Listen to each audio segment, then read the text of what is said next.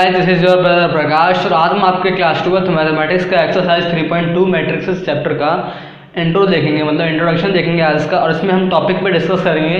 पहला तो टॉपिक होगा हमारा ट्रांसपोज क्या होता है इसका। मेनली हम इंट्रोडक्शन देखेंगे आज इसका, ठीक है। तो हमारा ट्रांसपोज क्या होता है वो देखेंगे, ट्रांसपोज होता क्या है, ट्रांसपोज कैसे फाइंड आउट करते हैं मैट्रिक्स में। और सेकंड टॉपिक होगा हमारा सिमेट्रिक और स्क्यू सिमेट्रिक मैट्रिक्स, ठीक है। तो इन तीनों टॉपिक पे आज हम डिस्कशन करेंगे। So without wasted time let's get started. हम देख क्या रहे हैं, हम देख रहे हैं अभी एक्सरसाइज 3.3 का इंट्रोडक्शन देख रहे हैं। इसमें हमारा फर्स्ट टॉपिक होने वाला है that is transpose of a matrix, ठीक है। ट्रांसपोज ऑफ अ मैट्रिक्स, ये हमारा फर्स्ट टॉपिक होने वाला है, ठीक है। तो ये ट्रांसपोज मैट्रिक्स में ट्रांसपोज का क्या रोल है मैं देखता हूँ। ट्रांसपोज को पहली बात तो हम ट्रांसपोज को लिखते हैं, रिप्रेजेंट करते हैं ए ऊपर ए डैश से या फिर ए कैपिटल टी ऊपर लगा देते हैं पावर टाइप ऑफ में, ठीक है। तो ये हम ए डैश से रिप्रेजेंट करते हैं या फिर ए टी से रिप्रेजेंट करते हैं, ठीक है। मेजरली तो हम इससे रिप्रेजेंट करते हैं। अपने देखेंगे एक्सरसाइज 3.3 में क्या होने वाला है। तो मैट्रिक्स होता क्या है, पहले पहले मान लेते हैं जैसे कि हमारे पास एक मैट्रिक्स है ए, ठीक है। ए मैट्रिक्स है हमारे पास, कोई मान लो, कोई भी मैट्रिक्स मान लो, जैसे कि 1 2 3 4 5 6 7 8 9, ये हमारे पास एक मैट्रिक्स है, ठीक है। ये इसके एलिमेंट्स है 1 2 3 4 5 6 7 8 9, ठीक है। तो ये हमारे मैट्रिक्स है। हमें अगर बोले कि ए का ट्रांसपोज निकालो, अब इसका ट्रांसपोज निकालने के लिए बोले, सिंपल है, हमें क्या करना है, हमें कुछ नहीं करना है। ट्रांसपोज मैंने बताया आपको, ट्रांसपोज रिप्रेजेंट कैसे करते हैं, या तो ए डैश लगा देते हैं या फिर ए के ऊपर टी लगा देते हैं, ठीक है। इसको मैट्रिक्स का ट्रांसपोज निकालने के लिए बोले हमसे, तो सिंपल क्या करना है, जो रो है उसको कॉलम बना देना है, ठीक है। जो रो है ना, इसमें जो 3 रो हैं इनको सिर्फ कॉलम में रिप्रेजेंट कर देना है, ठीक है। जैसे ये रो दे रखा है 1 2 3, ये रो है ना इसका, तो रो को मैं कॉलम बना दूंगा, देखो 1 2 और 3, ठीक है। ये हमारे पास क्या था, रो था पहले, ये हमारे पास रो था पहले, मैंने इसको कॉलम बना दिया, ठीक है। अब सेकंड रो को मैं कॉलम बना दूंगा, देखो 4 5 और 6, ठीक है। ये मैंने बना दिया। थर्ड रो को मैं कॉलम बना दूंगा, देखो 4 7 8 9 7 8 9। बस ये हमारा सिंपल निकल गया, ट्रांसपोज निकल गया। बस ट्रांसपोज का इतना ही रूल होता है, ठीक है। ट्रांसपोज का सिर्फ यही होता है, क्या होता है कि रो को हमें सिर्फ कॉलम बनाना होता है। रो को कॉलम बना दो या फिर कॉलम को रो बना दो, सिंपल बात तो वही पड़ेगा, ठीक है। और मैंने बताया आपको ट्रांसपोज को रिप्रेजेंट कैसे करते हैं, ए डैश से या फिर ए के ऊपर ए पावर में टी लगा देते हैं, ठीक है। तो ये हमारा हो गया ट्रांसपोज ऑफ मैट्रिक्स, ये हमारा ट्रांसपोज ऑफ मैट्रिक्स हो गया। इसका हम देख लेते हैं प्रॉपर्टीज़ क्या क्या होती हैं। तो मैं इसको आपको बताता हूँ प्रॉपर्टीज़ क्या क्या होती है इसकी। तो आई थिंक आपको ये समझ में आएगा और ट्रांसपोज कैसे फाइंड करते हैं, ठीक है। हम देखेंगे एक्सरसाइज में और 2-3 क्वेश्चन करेंगे, मतलब एक्सरसाइज पूरा एक्सरसाइज उसी बेस से मिल ली। तो हम इसके प्रॉपर्टीज़ देख लेते हैं, ठीक है। प्रॉपर्टीज़ क्या होता है इसका। फर्स्ट प्रॉपर्टी देखते हैं इसकी, properties of transpose of a matrix.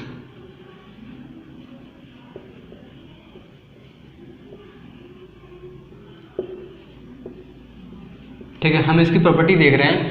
पहली प्रॉपर्टी इसकी क्या आती है, फर्स्ट प्रॉपर्टी है इसकी, दैट इज अगर आपसे बोले ए है, ठीक है। अगर आपसे बोले ए ट्रांसपोज का ट्रांसपोज निकालने के लिए, अभी तो हमने ए का ट्रांसपोज निकाला था, ठीक है। अगर आपसे बोले ए ट्रांसपोज का ट्रांसपोज निकालने के लिए, तो सिंपली आप क्या लिखोगे, ए ही लिखोगे, क्योंकि ए ट्रांसपोज का ट्रांसपोज ए ही आएगा। आप चेक भी कर सकते हो, ठीक है। हम चेक अभी नहीं करेंगे, ठीक है। तो मैं बता दूँ सेकेंड प्रॉपर्टी इसकी क्या आएगी। सेकेंड प्रॉपर्टी है इसकी, दैट इज कि अगर आपसे बोले a प्लस बी ऐसा कुछ दे रखा है और आपसे इसका बोले इसका ट्रांसपोज निकालो, तो आप मेनली ये भी कर सकते हो कि चाहे आप a का ट्रांसपोज निकाल लो पहले, फिर प्लस करके b का ट्रांसपोज निकाल लो।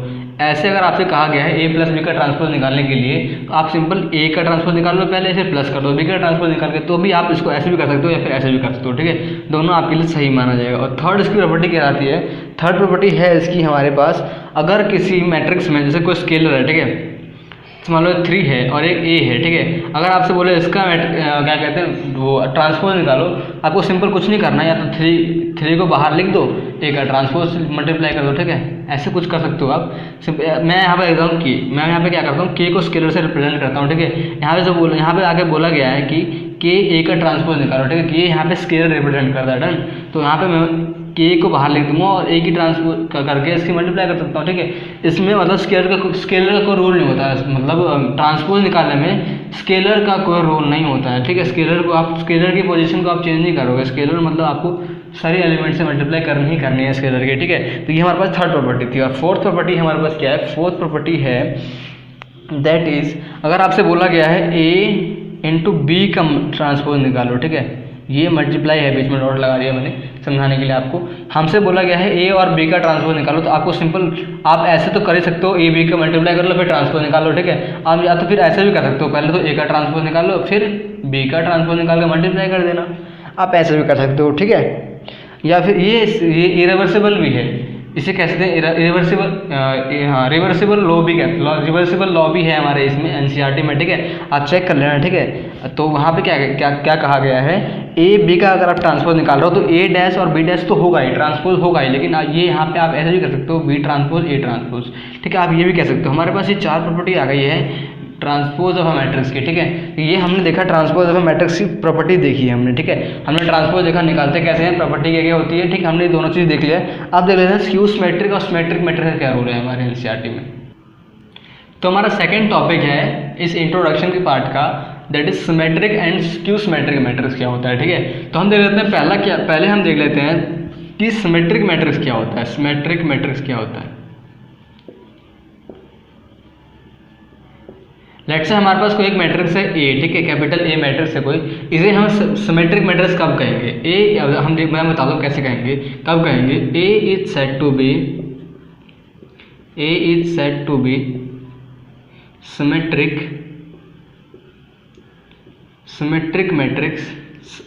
आप जैसे कि वर्ड से भी समझ रहे होंगे, सिमेट्रिक मतलब सिमेट्रिसिटी मतलब सेम होना, ठीक है। तो मैं आपको दिखाता हूँ रिलेशन क्या है, मतलब सिमेट्रिक का रिलेशन क्या है यहाँ पे। A is said to be symmetric matrix if A is equal to A transpose हो जाए। अगर ये कंडीशन हो जाए तो हम ए मैट्रिक्स को क्या कहेंगे? A is said to be symmetric matrix, ठीक है। मैं दिखाता हूँ कैसे होगा ये सिमेट्रिक मैट्रिक्स। मैं अभी आपको फील नहीं आ रहा होगा, मैं अभी फील ला के दिखाता हूँ फील कैसे आएगा। तो फील लाने के लिए हमें एग्जाम्पल ले लेते हैं। एग्जाम्पल क्या है हमारे पास? मैंने एक एग्जाम्पल ले लिया। एग्जाम्पल हमारे पास क्या ले लिया मैंने? आप ये एनसीईआरटी का एग्जाम्पल लेना पड़ेगा मुझे। एनसीईआरटी का एग्जाम्पल है हमारे पास, लेट्स मैंने मान लिया एक मैट्रिक्स है, ठीक है। उसमें एलिमेंट्स है हमारे पास √3 2 3 2 -15 और -1 3 -1 और 1, ठीक है। अभी हमारे पास क्या है? एक मैट्रिक्स है। अगर हम इसका ट्रांसपोज चेक करते हैं, ट्रांसपोज देख लेते हैं इसका क्या ट्रांसपोज क्या आएगा इसका। ए ट्रांसपोज निकालता हूँ मैं। ट्रांसपोज मैंने बताया आपको ए डैश से फिर ए टी से रिप्रेजेंट करते हैं। मैं इसका ट्रांसपोज निकाल रहा हूँ, रो को हमें कॉलम बनाना होता है, ठीक है। रो को हमें कॉलम बनाना होता है, तो ये हो जाएगा रो √3 2 and 3, और इस सेकेंड वाले को बनाएंगे कॉलम, दैट इज 2 -15 और -1, ठीक है। अब थर्ड वाले को बनाएंगे, थर्ड वाले को कॉलम बनाएंगे, दैट इज 3 -1 and 1, ठीक है। अगर आप इसे गौर से देखो तो देखो ये वाला मैट्रिक्स और ये वाला मैट्रिक्स जो है आपको दोनों सेम दिखेंगे। मतलब मैंने क्या बताया था आपको, अगर A is equal to A transpose आ जाए तो हम इस मैट्रिक्स हम ए मैट्रिक्स को क्या कहते हैं? Symmetric matrix. A is equal to क्या हो जाएगा? सिमेट्रिक मैट्रिक्स, ठीक है।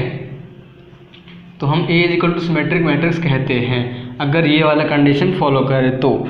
ए is equal to A dash अगर हो जाए तो हम उस मैट्रिक्स को क्या कहेंगे? सिमेट्रिक मैट्रिक्स कहेंगे। मैंने यही बताया A is said to be symmetric if A is equal to A dash. मुझे लगता है आपके पास अब फील आ गया होगा, ठीक है। हम अगर अभी भी फील नहीं आया तो हम क्वेश्चन करते करते आपको फील आ जाएगा, ठीक है। तो हम देख लेते हैं हमारा next topic that is skew symmetric matrix. तो बिफोर दैट प्लीज़ वीडियो को पॉज करके आप इसे नोट कर लो। जैसे कि हमने अभी देख लिया है सिमेट्रिक मैट्रिक्स क्या होता है। हमारे पास क्या आता है? नेक्स्ट टॉपिक आता है हमारे पास क्या, इसी टॉपिक का नेक्स्ट टॉपिक आता है हमारा स्क्यू सिमेट्रिक मैट्रिक्स, ठीक है। तो ये स्क्यू सिमेट्रिक मैट्रिक्स क्या होता है? अभी हमने देखा सिमेट्रिक मैट्रिक्स क्या होता था, अब ये स्क्यू सिमेट्रिक मैट्रिक्स क्या होता है, ठीक है। सिमेट्रिक मैट्रिक्स तो हमें नाम से बता रहा था, सिमेट्रिक मतलब सिमेट्रिसिटी मतलब सेम होना, ठीक है।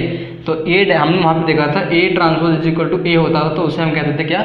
Symmetric matrix. अब यहाँ पे देखते हैं क्या होता है। यहाँ पे लेट्स कर लेते हैं हम एक मैट्रिक्स है, ठीक है। एक मैट्रिक्स है तो इसे हम स्क्यू सिमेट्रिक मैट्रिक्स कब कहेंगे? देखते हैं। A is said to be A is said to be skew symmetric matrix, skew symmetric matrix if यहाँ पे आपको ध्यान देना है, बिल्कुल गौर से कर देखना है आपको, if A is equal to minus A transpose, ठीक है, A is equal to minus A transpose, sorry मैंने उल्टा लिख दिया, A transpose is equal to minus A अगर आपके पास आ जाए, मैं अब उसे वैसे भी लिख सकती हूँ, आप कोई दिक्कत नहीं थी, अगर A transpose is equal to minus A अगर ये वाला कंडीशन फॉलो करे। अब की बार आपको यहाँ ध्यान देखना है, पहले वहाँ पे देखा था हमने A ट्रांसपोज इक्वल टू ए हमें फॉलो कराना होता था, तो हम उसे कहते थे सिमेट्रिक मैट्रिक्स, ठीक है। अब यहाँ पे अगर A transpose is equal to अगर यहाँ पे आपके पास A transpose is equal to minus A अगर आ जाए तो उसे कहते हैं हम क्या, स्क्यू सिमेट्रिक मैट्रिक्स कहेंगे। तो लेट्स हम एग्जांपल देख लेते हैं कि फील लाने के लिए, अभी हमारे पास हमें फील नहीं आया होगा, तो आपको फील लाने के लिए मैं एक एग्जांपल लिखता हूँ, जेट इज एनसीईआरटी का एग्जांपल है, ठीक है। ये भी एक मैं मैट्रिक्स मान लेता हूँ, ए है, ठीक है, ये मैट्रिक्स है, इसका एलिमेंट्स हैं हमारे पास O E F and minus E O G और माइनस F माइनस G और 0, ठीक है। तो ये हमारे पास मैट्रिक्स क्या है, A, let's say A matrix है हमारे पास, ठीक है। ये तो इसका मैं क्या करता हूँ, पहले तो मैं इसका A ट्रांसपोज निकाल लेता हूँ। A ट्रांसपोज क्या आएगा इसका, A ट्रांसपोज निकाल लेता है, रो को हमें क्या करना है, रो को क्या बनाना है, कॉलम बनाना है, तो O E F, ठीक है। ध्यान से माइनस O G, ध्यान से माइनस F माइनस G और O, ठीक है। ये मैंने क्या किया, ए हमारे पास था, मैंने A ट्रांसपोज निकाल लिया। अगर मैं यहाँ से, चलो यहाँ से या फिर यहाँ से अगर मैं माइनस कॉमन निकाल लिया, फिर माइनस से मल्टीप्लाई कर, तो देखते हैं क्या होता है। अगर यहाँ से मैं माइनस कॉमन निकाल लेता हूँ तो क्या आएगा, देखो माइनस अगर मैं कॉमन निकाल लेता हूँ, बाहर माइनस 1 कॉमन निकाल लेता हूँ मान लिया, तो यहाँ पे क्या आएगा, यहाँ पे प्लस माइनस होता है, तो माइनस निकल के बाहर 0 प्लस माइनस वही सेम ही होता है, 0 ही होता है। अगर यहाँ से माइनस निकाल लिया बाहर, तो यहाँ से माइनस हट जाएगा ना, ठीक है, और ऐसे यहाँ से माइनस हटेगा, ठीक है, और यहाँ पे प्लस माइनस दोनों होते हैं, ठीक है। तो यहाँ से अगर हमने माइनस निकाल लिया, तो यहाँ पे क्या होना चाहिए, माइनस का साइन बच गया हमारे पास, ठीक है, डन। कैसे बचा आपको समझ में आया। अगर मैं इस माइनस से मल्टीप्लाई अंदर कर रहा हूँ, दोबारा से ये प्लस हो जाएगा, ठीक है। तो मैंने उसको स्टेबल करने के लिए क्या किया, यहाँ पे माइनस का साइन लगाना पड़ेगा मुझे, माइनस अगर निकालना है तो, ठीक है। तो ऐसे ही यहाँ पे अगर माइनस निकालना है तो माइनस का साइन लगाना पड़ेगा, लेकिन माइनस 0 प्लस 0 0 ही होता है, उस पर कोई फर्क नहीं पड़ता है। ऐसे ही यहाँ से अगर माइनस निकालना है तो यहाँ पे क्या बचेगा, प्लस का साइन बच जाएगा, और यहाँ से अगर माइनस निकालते हैं तो यहाँ पे एक माइनस और एक्स्ट्रा आ जाएगा, यहाँ से माइनस निकालते हैं तो यहाँ पे भी सेम एक्स्ट्रा माइनस आ जाएगा, ठीक है।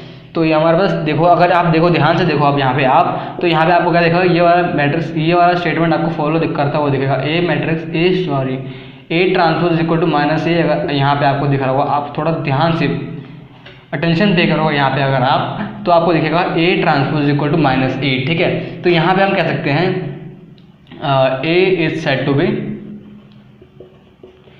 To be skew symmetric matrix, skew symmetric matrix, ठीक है।